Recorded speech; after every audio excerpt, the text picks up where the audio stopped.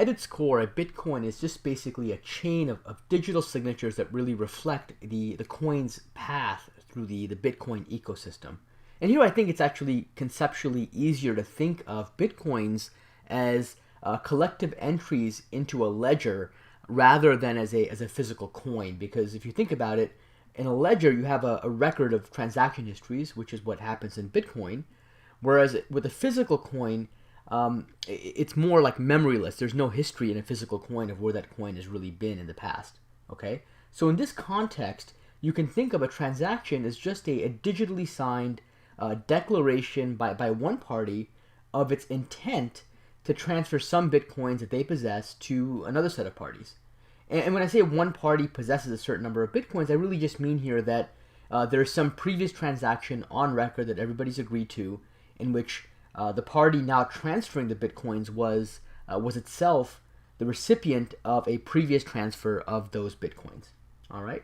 Now I realize it's a bit convoluted, so maybe to help better understand the mechanics of a transaction, I can do an example of what would happen in the context of an actual Bitcoin transaction. So let's say we have a party, and let's call her Alice, which is the common name we use for parties in cryptographic schemes. And let's say she wants to transfer some bitcoins to Bob, okay? And let's say she has an intention of wanting to transfer 50 bitcoins to Bob, okay? Now, remember that anybody who transacts in the Bitcoin ecosystem is actually not transacting under their real name or their actual name, but rather they are known by a very specific identity, a pseudonym within the Bitcoin ecosystem, and that identity, that pseudonym, actually corresponds to a public verification key for a digital signature scheme. So in this case, let's say Alice's identity in the system is really some public verification key, which we'll call VK of A, so Alice's verification key. And in the context of Bob, let's say his public verification key is some VK sub B. So these are keys that are used within digital signature schemes. And so we can assume that Alice has generated this key at some point and that she made it public, and that Bob did the same thing. And so now they both have identities within the system, and these identities are just sequences of numbers that correspond to public keys for verification in the context of a cryptographic digital signature. All right. Now remember that these values also correspond to private values. So each person who's got a public key will have a corresponding private key associated with that public key, and in this case we'll call the private key or the secret key, which is in fact a signing key in this context, SK of Alice, and we'll say that Bob's signing key is some SK of Bob. Okay. And they're going to basically keep these keys private. Now let's say that Alice herself has received in the past 3 transactions of bitcoins from other parties. Let's say she got 25 bitcoins from Carol, and we'll call Carol VK of C to associate that with her key. Let's say she got 20 public, or 20 bitcoins rather, from David, and let's say she got 20 more bitcoins from Ted. Okay, so these bitcoins correspond to different people that provided Alice with bitcoins in the past. And so as you can see, Alice now has an aggregate of 65, which is 20 plus 20 plus 25 bitcoins. And so as a result, she has a sufficient number to be able to transfer 50 of those bitcoins to Bob. Okay, so to start off with, a transaction from Alice to Bob for 50 bitcoins will contain information about these previous transactions. So each of these previous transactions where Alice received some bitcoins, these will have been recorded in the Bitcoin ecosystem, so they're going to be made public just like every other transaction. And so what Alice can actually do is she can take some representation of these transactions and include them as part of the new transaction with Bob, basically as an anchor point to say, hey, I received these previous bitcoins, and now I'm going to transfer some portion of these bitcoins to you, Bob. Okay, so in this context, actually, she does not need to include the full transaction details in the actual transaction record to Bob.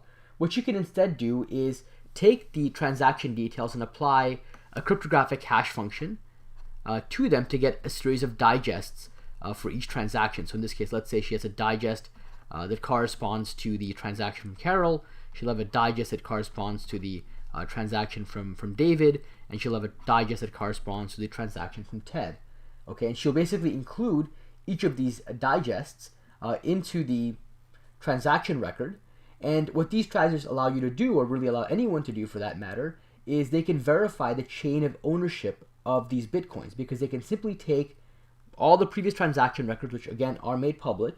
They can apply cryptographic hash functions to these different transaction records, and they can verify that these cryptographic hashes, when applied to those transaction records, provide you back with these values d sub c, d sub d, and d sub t, and that in turn provides you with some type of a cryptographic guarantee. Because we're using cryptographic hash functions, we have a cryptographic guarantee that Alice was the ultimate recipient of these transactions from these different parties. We have this nice history that we can record and that we can essentially ascertain in this fashion. All right? And because we're using cryptographic hash functions, we now have some assurance that Alice couldn't have so easily cheated the system. All right? So at this point in the transaction, and maybe I'll kind of draw a line so you can kind of see where the transaction details are recorded. So at this point in the transaction, we have details about Alice's ownership of these 65 Bitcoins, and she has enough information in that transaction so that anybody can verify that she possessed these coins, all right? So you can think of this part of the transaction really as representing the input to the transaction. Now, in addition to the input portion of the transaction, there's typically also an output portion. I'm going to put that output portion up here, but let me label it. Okay, and so for starters, in the output portion, she has to include, or Alice has to include, a list of recipients for her Bitcoins. And since Alice wants to, let's say, transfer these Bitcoins to Bob, she has to specify Bob's identity in the system, which in fact, as we mentioned earlier, was Bob's public key. So we'll say that she'll mention V sub k of B, okay? And she also has to record and mention, at this stage, how many coins she wants to transfer to Bob. And as we said earlier, we were going to assume that Alice wanted to transfer exactly 50 of her Bitcoins to Bob. Okay, so she's going to specify the number of 50. Actually, in reality, she'll specify another number, but it's going to represent 50 Bitcoins for Bob. Okay? Now, in order for Alice to get back change, because she has 65 Bitcoins kind of coming in and she is only giving 50 back to Bob, what she might then do is decide that she's going to specify 14 of those Bitcoins to be returned back to her in the form of change. Okay, so 14 of those Bitcoins are going to be reassigned back to Alice's public key. All right, and what Alice will then do is she's going to take all of this data, this transaction data, this input and this output, and she's going to digitally sign that data. And she's going to use her signing key to digitally sign all this data like you would with a digital signature. And she's going to append that signature to the actual contents of the transaction record. And that'll effectively bind Alice's identity with the transaction record itself, okay? And the reason it's going to bind it is we're using a digital signature scheme. And so anybody who possesses Alice's public key, which again is made public, can validate that only Alice could have created this block, because only Alice, in theory, can come up with a signature that corresponds to her public key, because she's the only person who, in theory, should possess the private signing key corresponding to her public key, all right? Then all of this data will actually be broadcast out. So this transaction data will then get broadcast out to all the different peers and the nodes in the Bitcoin network. So everybody in the Bitcoin network will basically know now that VK sub A is trying to send 50 Bitcoins to VK sub B. Okay. Now at this point, you may have noticed a slight discrepancy here that Alice started off with 65 coins kind of on the input side, but on the output side, she only has 50 plus 14 or 64 coins that are being accounted for. Okay. So there's this issue. What happens with this one last remaining coin? There's kind of this one implicit coin hanging around that has not been accounted for. And what we're going to do with that coin is actually going to be used as a transaction fee. Alice is basically saying that this one leftover coin should be provided as a transaction fee to what's known as a Bitcoin miner, okay? And a Bitcoin miner, as I mentioned in a previous video, is basically an entity in the Bitcoin system. Anybody can be a Bitcoin miner, actually, but it's a node in the Bitcoin network who engages really in the effort to help with the broader validation of this transaction. So what do I mean by broader validation? Well, if you think about it, at this point, we've just used cryptographic hashing and digital signing to validate that Alice, at some point, possessed the requisite Bitcoins in the system. and that she not only publicly announced her intention to transfer some of these bitcoins to Bob, but she digitally signed that public pronouncement, if you will, as a result of which her public verification key, which is her identity in the Bitcoin system, is now bound to that transaction.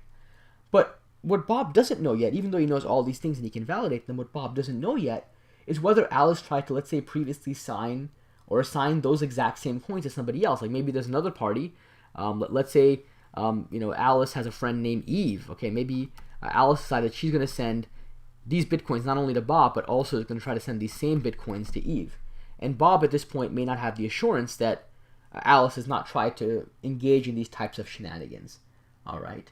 And so the tricky part here is that even though all the transactions we've talked about have been made public, because Bitcoin requires all transactions to be made public, we still need a mechanism, and this has to be a decentralized mechanism that does not require a trusted third party per se. We need a decentralized mechanism for agreeing really on the order in which transactions actually took place so that we can resolve any disputes about someone trying to double spend their coins. Okay? And it's that requirement, that timestamp, that decentralized timestamp, if you will, which is where Bitcoin miners play a very important role in the Bitcoin ecosystem. And I'll talk about how that works and how we deal with transaction timestamping in subsequent videos.